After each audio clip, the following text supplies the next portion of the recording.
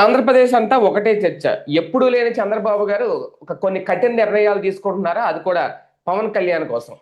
ఎందుకంటే మొన్న మధ్యన ఈ కృష్ణ రావణ్ అరెస్టుకు ముందు పవన్ కళ్యాణ్ గారు చేసిన మాటలను ఇప్పుడు గుర్తు చేస్తున్నారు. నేను గనక హోమ్ మినిస్టర్ అయి ఉంటే సీన్ వేరేలా ఉండేది అనేది. ఆ మాట అన్న తర్వాత ఇమీడియట్ గా రావణ్ అరెస్ట్ అవడం, ఓకే, ఆ కేసులో అరెస్ట్ అవడాన్ని లేదంటే ఆయన మాటల్ని దాన్ని ఎవరు వెనకేసుకొచ్చినా రాకపోయినా వరుసగా బెయిల్ వస్తున్న నేపథ్యంలో ఉపా చట్టం పెట్టడం, దీని మీదే ఇప్పుడు ఒక చర్చ అయితే నడుస్తుంది. అంటే ఎప్పుడూ లేనిది చంద్రబాబు నాయుడు గారు ఆయన కెరీర్లో, పొలిటికల్ కెరీర్లో పవన్ కళ్యాణ్ గారి కోసం చాలా కొన్ని కఠినమైన నిర్ణయాలు తీసుకోక తప్పట్లేదా? ముందు ఈ చర్చ అయితే నడుస్తుంది. ఇదే అంశం మీద చర్చించే ప్రయత్నం చేద్దాం. సార్, ఒకటి, ఆయన అరెస్ట్ చేయడం లేదంటే ఆయన మాటలు, కేసులు ఇదంతా ఒకటి అయితే, ఆ కూటమి ప్రభుత్వం ఉంది కాబట్టి మిత్రపక్షం వల్ల లేదంటే మిత్రపక్షం మీద ఏగ వాలకుండా చూసుకునే బాధ్యతలో చాలా కఠిన నిర్ణయాలు తీసుకోవాల్సి వస్తుందా బాబు గారు? ఇందులో అంత పెద్ద సీన్ క్రియేషన్ ఉందని నేను అనుకోను. వాస్తవంగా ప్రశ్న రావణ్ కోసం స్వయంగా చంద్రబాబు నాయుడు ఇన్వాల్వ్ అయ్యి, లోకేష్ ఇన్వాల్వ్ అయ్యి, హోంమంత్రితోనో డీజీపీతోనో మాట్లాడి యాక్షన్ తీసుకునేంత సీన్ ఉంటుందని నేను అనుకోను. సాధారణంగా డిపార్ట్మెంటు ఇదివరకటి రోజుల్లో అయితే కనుక రాజకీయాలకు అతీతంగా రాజ్యాంగం ప్రకారం, చట్టం ప్రకారం వాళ్ళ పని వాళ్ళు చేసుకుపోతుండేవాడు. కానీ ఇప్పుడు డిపార్ట్మెంట్ ఎట్లుందంటే అధికారంలో ఉన్నటువంటి వాళ్ళతో ఇబ్బంది రాకుండా చూసుకుంటూ, తమల్ని తాము కాపాడుకుంటూ ఎదగాలని కోరుకునేటటువంటి మనస్తత్వంతో ఉంటుంది. అధికార పక్షంలో ఉన్నటువంటి వాళ్ళ ఇంపార్టెన్స్ని బట్టి ఇప్పుడు బీజేపీ వాళ్ళ మీదనో, జనసేన వాళ్ళ మీదనో తెలుగుదేశం వాళ్ళు కనుక కంప్లైంట్ ఇస్తే కేసు పెడతారు గ్యారంటీగా.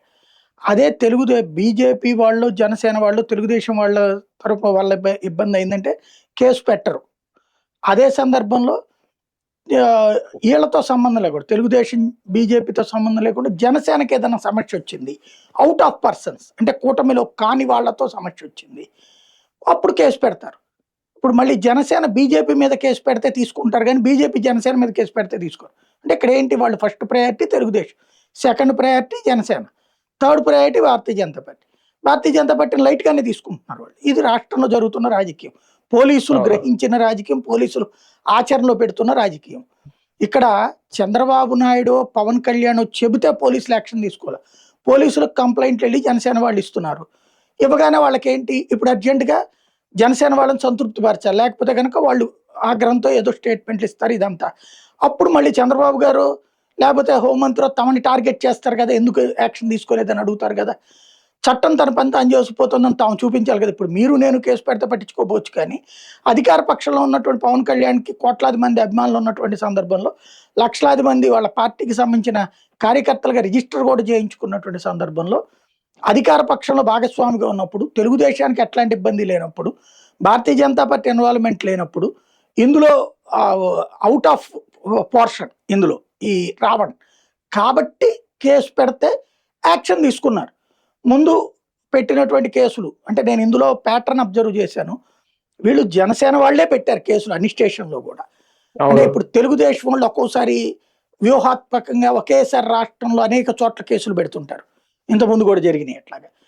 అదే ప్యాటర్న్ ఈసారి జనసేన వాళ్ళు అమలు చేశారు. మేము పెడితే కేసు పట్టించుకుంటారో లేదో అన్న కోణంలో వీళ్ళు ప్రయోగాత్మకంగా చూశారు, పోలీసులు మాకు లాయల్టీ ఉంటారా లేదా అన్నటువంటి. చూస్తే పోలీసులు వీళ్ళ కోసం శరవేగంగా పనిచేశారు, పరుగులు పెట్టుకుంటూ వెళ్ళి తీసుకుని వచ్చారు. ఇప్పుడు ఆ కేవీఆర్ది వచ్చేటప్పటికి వీళ్ళు పట్టుకొచ్చింది, తెలుగుదేశాన్ని విమర్శించారు కాబట్టి, టీడీపీ వాళ్ళు చెప్పారు కాబట్టి బొబ్బిలి పోలీసులు వెళ్ళి పట్టుకొచ్చారు. ఇతను వచ్చేటప్పటికి జనసేన వాళ్ళు కోపం, అంటే అక్కడ అబ్జర్వేషన్ ఉంటుంది, టీడీపీ దానికైతే వెంటనే స్పందిస్తారు, మాకు స్పందించరు అంటారని. పోలీసులు కూడా అట్లాంటి ముద్రలు తాము వేయించుకోదలుచుకోలేదు, జనసేన వాళ్ళతో నెగిటివ్ కామెంట్ చేయించుకోదలుచుకోలేదు, వెంటనే పట్టుకొచ్చారు. వీళ్ళు ఏ కంప్లైంట్ అయితే పెట్టారో ఆ కంప్లైంట్ కిందనే ఎఫ్ఐఆర్ కట్టారు వాళ్ళు. ఆ కట్టేటప్పటికి ఆ కేసులన్నీ వరుసగా వీగిపోతూ వచ్చినాయి. అప్పుడు ఈ వీడియోస్ని అబ్జర్వ్ చేస్తున్నటువంటి గన్నవరానికి సంబంధించిన ఎవరో సంథింగ్ శివశంకర్ ఏదో ఉంది అతని పేరు, అతను ఈ ఆల్గారిథంలో ఇతను మాట్లాడిన దైవ దూషణ, నక్సలిజం ఈ పాయింట్స్ వచ్చినాయి. ఇట్లాగా పవన్ ని తిట్టిన దాని మీద కేసులు పెడితే ఏ కోర్టు ఒప్పుకోదు, విమర్శ అన్న దానికి నువ్వు నోటీస్ ఇచ్చి తీసుకోంటది, బెయిల్ ఇచ్చేస్తుంది, తర్వాత విచారణలో చూసుకోమని చెప్తుంది. కాబట్టి అట్లాగా 4 చోట్ల వరుసనే బెయిల్ వచ్చినాయి. కాబట్టి యూఏపీఏ కింద పెట్టమని చెప్పేసి అతను కంప్లైంట్ ఇచ్చాడు. అతను జనసేన అతనే. పోలీసులు ఆ సెక్షన్ కింద పెట్టినప్పుడు దాంట్లో ఇతనికి నక్సలైట్లతో కూడా సంబంధాలు ఉన్నాయి అంటూ ఏదో అతను హిడ్మా ఉపన్యాసం విన్నాడో, హిడ్మాకి సంబంధించిన వీడియోలు చూశాడో, దాన్ని బేస్ చేసుకుని వాదిస్తే జడ్జి గారు ఇచ్చేశారు, మ్యాజిస్ట్రేట్ గారు రిమాండ్. ఇది జరిగింది. ఇందులో ఏదో ప్రశ్న రావణ కోసం చంద్రబాబు నాయుడు, రాష్ట్రపతి, గవర్నర్లు వీళ్ళందరూ ఇన్వాల్వ్ అయిపోయి ఏదో చేసేసి అంత సీన్ అయితే కాదు అతనిది. అంటే రాజద్రోహం, దేశద్రోహం సంబంధించిన చట్టాల వరకు వెళ్ళి కేసులు పెట్టారు అంటే నిజంగా ఎవరి ఇన్వాల్వ్మెంట్ లేకుండానే జరుగుద్దా? నేను అనేది అదే. బేసిక్ గా ఇదివరకటి రోజుల్లో అయితే అలాంటి అంత పెద్ద పెద్ద ఇష్యూస్ కింద పెట్టేటప్పుడు ప్రభుత్వాల ఇన్వాల్వ్మెంట్ ఉండేది. ఇప్పుడు అట్లా ఏం లేదు. పోలీసులు ఎవరిని సంతృప్తి పరచాలనుకుంటున్నారంటే పాలకుల్లో ఇబ్బంది కలిగించుకోకూడదు. ఇప్పుడు కూటమిలో పోలీసులు కూడా రాజకీయం నేర్చుకున్నారు. తెలుగుదేశం వాళ్ళు కోరినప్పుడు కంప్లైంట్లు పెడుతున్నప్పుడు జనసేన వాళ్ళు పెట్టినప్పుడు కూడా వద్దంటే ఎట్లాగా? అతను ఏ తెలుగుదేశం కార్యకర్త అయితే పెట్టుండేవాళ్ళు కాదు. అతను పార్టీకి అతీతమైనటువంటి వ్యక్తి కాబట్టి పెట్టున్నారు అనమాట. అంటే ఒకప్పుడు రఘురామకృష్ణరాజు గారి మీద కేసులు పెట్టినప్పుడు జగన్మోహన్ రెడ్డి గారి ఇన్వాల్వ్మెంట్ లేదంటే ఒప్పుకోలేదు కదా అప్పుడు. వాళ్ళు ఒప్పుకోకపోవచ్చు. నేను అప్పుడు కూడా చెప్పాను కదా, రఘురామకృష్ణరాజు జగన్ ని బూతులు తిట్టినప్పుడు జగన్ స్వయంగా కూర్చుని నువ్వు తేల్చని చెప్పడం. అది బేసిక్ గా విషయం ఏంటంటే అది కింద ఉన్నటువంటి వాళ్ళు ఆటోమేటిక్ గా చేస్తారు. ఇప్పుడు రాజు వెడల రవి తేజం వెడలగా అంటారు కదా, దాన్ని ఆపరు పాలకులు ఉన్నటువంటి వాళ్ళు. ఇప్పుడు చంద్రబాబు గారికి తెలిసినా ఇది ఆపరు, జగన్ కి తెలిసినా అది ఆపడం. ఇది కామన్ గా థింగ్ అనమాట. కానీ ఒకటి సార్, అంటే వరుసగా బెయిల్ వస్తున్నాయి కాబట్టి ఇంకా బెయిల్ రాకూడదంటే ఇంకా ఉపా చట్టం లాంటివి ప్రయోగించారా? ఖచ్చితంగా. అదొక ఆస్పెక్ట్. రెండవది ఏంటంటే మీకు వీళ్ళకి ఇంకా సరైంది తెలియలేదు కానీ ఆ మధ్యన సిరాజ్ అని హైదరాబాద్లో ఒక అతన్ని పట్టుకున్నారు. ఇది 2 తెలుగు రాష్ట్రాల్లో పేలుళ్ళు సృష్టించడానికి ప్రయత్నించిన ఒక వ్యక్తి. అతని స్నేహితులు కలిసి దాదాపు ఒక దేశవ్యాప్తంగా 20 మంది దాకా ప్రిపేర్ అయ్యారు. వీళ్ళు మన దేశంలోనే దొరికేటటువంటి రసాయనాలతో బాంబులు తయారు చేసి దేశంలో పేలుళ్ళు సృష్టించాలి అనుకున్నారు వీళ్ళు. ఈ సిరాజ్ అనేటటువంటి అతను ఎన్ఐఏ అరెస్ట్ చేసింది ఇది హైదరాబాద్లో.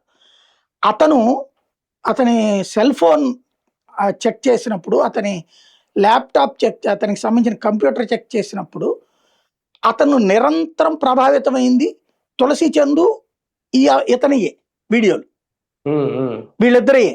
అంటే వీళ్ళు ఏ విధమైన, అంటే వీళ్ళు నాకు తెలిసి నేనేమంటానంటే ఇతను రావణేమి లష్కర్ తోయిబాలు, జైషే మహమ్మద్లు అట్లాంటి వాటితో సంబంధాలు ఉన్నోడు కాదు, అది నేను ఒప్పుకుంటా. కాకపోతే ఇప్పుడు ఎలా ఉంటుందంటే నువ్వు ఉగ్రవాదం అనేటటువంటి దాన్ని నార్మలైజ్ చేస్తున్నారు వీళ్ళు. ఇప్పుడు ఈ కొంతమంది ఇన్ఫ్లుయెన్సర్స్ ఏం చేస్తున్నారంటే వాళ్ళకి దేశం మీద ద్వేషమో, లేకపోతే వామపక్ష భావజాలమో, లేకపోతే బీజేపీ మీద ద్వేషమో, హిందుత్వం మీద ద్వేషమో కానీ తమకున్నటువంటి ఫాలోయర్లు కానీ మిగతా సమాజం తమని గుర్తించే, గౌరవించేటటువంటి వాళ్ళని ఒక తప్పుదో పట్టిస్తున్నారు. నక్సలిజం అంటే తప్పు లేదు, అదేదో భగత్ సింగ్ పోరాటం తరహాలో, అలాగే తీవ్రవాదం అంటే మానవ హక్కులు ఉంటాయి, తీవ్రవాద కార్యకలాపాలు తప్పు లేదనేటటువంటి వాదనని వాళ్ళ మెదళ్లలో చొప్పిస్తున్నారు. సాధారణ ఇప్పుడు ఒక తీవ్రవాద భావజాలం కలిగినటువంటి ఆ సిరాజ్ అనేటటువంటి వాడు ప్రజల ప్రాణాలు తీయడం తప్పలేదనుకునేటటువంటి వాడు ఇప్పుడు మీదో నాదో విన్నాడు అనుకోండి, ఏంట్రా మనం ఇట్లా చేయడం తప్పంటున్నారు వీళ్ళు అనేది ఉంటుంది. అదే వీళ్ళు తిన్నారనుకోండి, తప్పేంటంట అనేటటువంటి ఫీలింగ్ వస్తుంది. నువ్వు సమాజానికి మంచి చేయకపోయినా పర్లా, చెడు చేయకూడదు. వీళ్ళ వాదనల్లో చెడుని ప్రోత్సహిస్తున్నారు, ఒక దేశాన్ని ద్వేషాన్ని పెంచుతున్నారు. వీళ్ళు దేశం పట్ల ద్వేషాన్ని పెంచుతున్నారు, నెగిటివిటీ పెంచుతున్నారు. ఇది తీవ్రవాదుల్ని తయారు చేయడానికి. ఇప్పుడు ఫర్ ఎగ్జాంపుల్ జకీర్ నాయక్ మీద కేసు ఎందుకు పెట్టారు? జకీర్ నాయక్ ఏమైనా డైరెక్ట్గా బాంబులు పెట్టాడా, వేశాడా, పేల్చాడా, చంపాడా? లేదు. శ్రీలంకలో అసలు ఎట్లాంటి రాడికల్ ఇస్లామైజేషన్ లేదు. కోటీశ్వర్ అయిన ఒక ముస్లిం కుటుంబం జకీర్ నాయక్ ఉపన్యాసానికి అలవాటు పడి ఆయుధాలు తయారు చేసి ఆ దేశంలో దాడులు చేయడానికి ప్రయత్నించి చివరికి పెద్ద యుద్ధమే చేయాల్సి వచ్చింది అక్కడ పోలీసులును వాళ్ళు కలిసి. అందుకని జకీర్ నాయక్ది ఇక్కడ క్రాస్ చెక్ చేయడం ప్రారంభించాక ఇండియాలో కూడా కొంతమంది రాడికల్ అవుతున్నారు యువతరం అని చెప్పేసి అతన్ని విచారించడానికి ప్రయత్నించగానే పారిపోయి దాక్కున్నాడు. అతనేమి బాంబులు తయారు చేయలే, బాంబులు తయారు చేయించలేదు, లేదా లష్కర్ తోయిబా, జైషే మహమ్మద్లతో ఏమి సంబంధం ఉన్నోడు కాదు. ఉండుంటే పాకిస్తాన్ పోయి ఉండేవాడు. మలేషియాలో ఎందుకు తలదాచుకున్నాడు అతను? అతని భావజాలం ద్వారా ఉగ్రవాదాన్ని తయారు చేస్తాడు, లేదా ఉగ్రవాదులుగా తయారవుతున్న వాళ్ళకి ఇతను ఒక సపోర్టింగ్ భావజాలం, మీరు చేస్తున్న తప్పేం లేదన్నటువంటి వాదనని దానికి అనుగుణంగా మిగతా మతాల పట్ల ద్వేషం రగిలించేటటువంటి స్పీచెస్ని ఇస్తూ ఉంటాడు అతను. అది ఇన్ఫ్లుయెన్స్ అవుతూ ఉంటారు. ఇతను చేస్తుంది పరోక్షంగా అట్లాంటిదే. ఇతను చేస్తోంది అక్కడ జకీర్ నాయక్ అలా తయారు చేశాడు, ఇక్కడ ఉన్నటువంటి వాళ్ళని సిరాజే సాక్ష్యం అనమాట తయారు చేయడానికి అతని వీడియోలు ఫాలో అవుతూ ఉన్నాడంటే. ఇక్కడ ఏమవుతున్నదంటే నేను రావణాసురుణ్ణి, రావణుడు చాలా గొప్పవాడు. ఎస్, ఎలాగరా అంటే రాముడు కంటే శక్తివంతుడు, మరి ఎందుకు చచ్చాడు, కుక్క చావు ఎందుకు చచ్చాడు అంటే ఒక ఆడపిల్లని పెళ్ళయి ఇంకొక ఆయన భార్యని లాక్కొస్తే చచ్చాడు. ఇది నీతి, అంతే కదా. నీకు ధర్మం వద్దు, రామాయణం వద్దు, మతం వద్దు, పక్కన పెట్టే. ఒక ఆడపిల్ల కట్టుకున్న భర్త కోసం కోటీశ్వరరాలైన ఒక రాజకుటుంబపు ఆడపడుచు తన సర్వ ఆస్తులని త్యజించి భర్తతో పాటు, భర్త ఏమో ఆయన రాజుగారు, ఆ రాజుగారు ఒక తన తండ్రి కోరాడని చెప్పి తన సవతి తల్లి కూడా కాదు, పినతల్లి అంతే, తన తండ్రి మూడవ భార్య అడిగితే తండ్రి చెప్పాడన్నటువంటి తండ్రి ఇచ్చిన మాట కోసం తను అడవులకు వచ్చాడు. రాజరికాన్ని వదిలి, పట్టు వస్త్రాలు వదిలి నార్మల్ వస్త్రాలు ధరించి వచ్చాడు. అట్లాంటప్పుడు నీ చావేదో నువ్వు చావు అనకుండా, ఇవాళ రోజుల్లో అయితే మొగుళ్ళనే చంపేస్తున్న రోజుల్లో తను సర్వస్వంగా మొత్తం త్యాగం చేసి ఆ భర్తతో కలిసి అడవులకు వచ్చినటువంటి భార్య. అలాగే వాళ్ళ పెద్ద సోదరుడైనటువంటి లక్ష్మణుడు తన భార్యను కూడా వదిలిపెట్టి అన్న సేవ చేసుకోవడానికి వచ్చినటువంటి ఒక వ్యక్తి. పోనీ నువ్వు దేవుళ్ళ ఆలోచనలో చూడడం పక్కన పెట్టేస్తే మంచితనము లేదా సామాజిక చైతన్యము అనేటటువంటి కోణం. ఇదంతా తెలిసిన తర్వాత ఏ కోరికైతే కోరిందో తమ తండ్రి పేరు చెప్పి ఆ భరతుడు ఏదైతే అన్న దగ్గరకు వచ్చి అన్న మా అమ్మ తప్పు చేసింది, నువ్వు రాన్న పరిపాలించు అని అడిగాడు. అడిగినా కూడా నాన్న ఇచ్చిన మాట అంటోంది, నాన్న మాటకు మనం విలువ ఇవ్వాలి, నాన్న మనతో చెప్పకపోవచ్చు, నువ్వు వెళ్ళి పరిపాలించు తమ్ముడు అని చెప్పాడు. అక్కడ భరతుడిలోనూ మంచితనం ఉంది. తన తల్లిని కూడా పక్కన పెట్టి పెద్దమ్మ కొడుకు అయినటువంటి రాముడికి అవకాశాన్ని మళ్ళీ రమ్మనమని చెప్పి రాజరికం ప్రకారం నువ్వే రావాలన్నా అని అడగటం. అలాగే లేదు తమ్ముడు నువ్వే చెయ్యి అని చెప్పడం ద్వారా ఆయన ఆ బాధ్యతని పాటించాడు. ఇందులో తండ్రి ప్రేమ, తల్లి ప్రేమ, అందులో స్వార్థం ఉంది, ఆ స్వార్థాన్ని పట్టించుకొని మంచితనం ఉంది. మంచిగా చెప్తే ఇట్లాగా, అలా కాకుండా అమ్మాయి గీత దాటింది, సీత గీత దాటింది, లేకపోతే రావణుడు ఎత్తుకెళ్తే ఏం చేసింది, అక్కడెందుకు ఉంది, ఈ దరిద్ర పాటలన్నీ ఎందుకు నువ్వు, లేకపోతే మంటల్లో పడేశాడు. ఆ రోజున జరిగిన ప్రతిదీ సమాజం ఎలా ఉండాలో నేర్పింది రామాయణం. సమాజం బాధ్యతాయుత తత్వంతో ఉండాలి, కుటుంబ ప్రేమలతో ఉండాలి, ఒకళ్ళ కోసం ఒకళ్ళని త్యాగం చేసుకోవాలి, ఫైనల్ లక్ష్యం నీతి అయి ఉండాలి. ఇది రామాయణం చెప్పింది. ప్రతి తల్లి తన బిడ్డ రాముడు కావాలని కోరుకుంటుంది, కానీ రావణుడు కావాలి, కంసుడు కావాలని కోరుకోదు. నీ పేరు రావణుడు పెట్టారు, మీ అమ్మా నాన్నలకి హిందుత్వం నచ్చలేదు, మీ నాన్న పేరు డానియల్, నీ పేరు జోసెఫ్, కానీ నువ్వు రావణ్ పెట్టుకున్నావు. ఎందుకని? మీ నాన్న పెట్టాడు అని చెప్తున్నావు, రైట్. కానీ అక్కడ నీ దాంట్లో జోసెఫ్ అని ఎందుకు ఉంది? మరి ప్రజల్ని ఎవరికి మోసం చేస్తున్నావు నువ్వు? హిందూ పేరు పెట్టుకుని, అది కూడా విలన్ పేరు పెట్టుకుని హీరోని విమర్శించి దాన్ని ఇదని చెప్తున్నా. అంటే దేవుళ్ళను విమర్శించడం, దూషించడం తన పేరు నుంచినే తను ప్రారంభించినటువంటి ఒక లక్షణం. ఇప్పుడు నిన్న అహ్మదాబాద్ కోర్టు తీర్పు ఉంది, ఏది ఉరిశిక్ష విధించినటువంటి సందర్భంలో ఉగ్రవాదులకు సంబంధించి 34 మందికి ఏకకాలంలో ఉరిశిక్ష విధించింది. ఫస్ట్ టైం భారతదేశ చరిత్రలో కాదు, ప్రపంచ చరిత్రలో. ఏ గల్ఫ్ దేశాల్లోనో లేకపోతే ఏ చైనాలోనో జరిగితే అవి మనకు సంబంధం లేదు. చట్టబద్ధంగా ప్రజాస్వామ్య దేశంలో 34 మందికి ఉరిశిక్ష విధించే సందర్భంలో కోర్టు చెప్పిన వాక్యం ఏంటో తెలుసా? స్పెషల్ కోర్టు వాళ్ళు ఏమాత్రం పశ్చాత్తాపం లేని వాళ్ళు, చదువుకున్నటువంటి వాళ్ళు, విద్యావంతులైనటువంటి వాళ్ళు, తమ మతానికి నచ్చని వాళ్ళ ప్రాణాలు తీస్తానని ఇష్టపడేటటువంటి వాళ్ళు, వీళ్ళు సమాజంలోకి వస్తే ప్రమాదకారులు, వాళ్ళు ఆయుధాలు పెట్టుకుని సమాజంలోకి వస్తే ప్రమాదకారులని ఉరివేసింది. ఇక్కడ నోరనే ఆయుధాన్ని ఉగ్రవాదాన్ని పెంచి పోషించడానికి, అంటే ఉగ్రవాదం తప్పు కాదు అంటాం తప్పు అంటున్నా నేను, నక్సలిజం తప్పు కాదంటాం తప్పు అంటున్నా నేను. అది భావ ప్రకటన స్వేచ్ఛ కాదు. దొంగతనాన్ని, లంతనాన్ని, ఉగ్రవాదాన్ని, నక్సలిజాన్ని పెంచి పోషించడం ప్రోత్సహించడం తప్పు కాదంటూ భగత్ సింగ్ ఉద్యమాలతో పోల్చడం. భగత్ సింగ్ ఎందుకోసం చేశాడండి? ఈ దేశ స్వతంత్రం కోసం. భగత్ సింగ్ ఎవరి మీద పోరాడాడు? బ్రిటిష్ వాళ్ళ మీద. ఈడెవరి మీద పోరాడతాడు ఇక్కడ? కాబట్టి ఇక్కడ పాయింట్ ఏంటంటే, ఎస్, వ్యవస్థీకృత లోపాలు ప్రతి వ్యవస్థలో ఉన్నాయి. చైనాలో లేవో, రష్యాలో లేవో వీళ్ళు ప్రేమించేటటువంటి దేశాలు, అలాగే వీళ్ళు ప్రేమించేటటువంటి గల్ఫ్ దేశాల్లో లేదో, వీళ్ళు ప్రేమించేటటువంటి ఇస్లామిక్ దేశాల్లో లేవో. వ్యవస్థీకృత లోపాల పరిష్కారానికి చైతన్యపరచడంలో తప్పే లేదు. చట్టపరమైనటువంటి అంశాలను ప్రస్తావించడంలో తప్పు లేదు. భావ ప్రకటన స్వేచ్ఛ మీన్స్ భావ ప్రకటన స్వేచ్ఛ ద్వారా లష్కరే తోయిబా, జైషే మహమ్మద్, హిజ్బుల్ ముజాహిదీన్లో ఉన్నటువంటి వాళ్ళందరూ వాళ్ళ దేశం కోసం పనిచేస్తున్నారు, లేదా వాళ్ళ దాని పేరేమంటారు, వాళ్ళ యొక్క ఆశయాల కోసం పనిచేస్తున్నారు. మనం ఆశయాలను గౌరవించాలంటే తీవ్రవాదికి ఆశయం ఏంటాడు బొంద. తీవ్రవాది అనేటటువంటి వాడు ప్రజల ప్రాణాలు తీయడం ద్వారా ఆధిపత్యం చెలాయించాలనుకునేటటువంటి ఒక మూర్ఖుడు. అలాగే ఈ భూమి మీద బ్రతికేటప్పుడు పెద్ద ఉపయోగం లేదు, చచ్చిన తర్వాత 72 మంది అమ్మాయిలతో పడుకుందాము, ఇక్కడేమో మద్యం ముట్టకూడదు, అక్కడికి వెళ్తే మద్యంలో ఈదులు ఆడచ్చు అని కోరుకునేటటువంటి ఒక ఉన్మాది. అలాంటి ఉన్మాదికి ఏదో ఆశయం ఉందని చెప్పి మనం ఇక్కడున్న ప్రజల్ని మోసం చేస్తే, ఇక్కడున్న ప్రజల్ని ఆ విధంగా చైతన్యపరిస్తే, యువతరం కొత్తగా ఉగ్రవాదం వైపుకి ఆకర్షితులైతే ఈ పాపం ఎవరిది, ఈ శాపం ఎవరిది, ఎవరికి చెందుతుంది?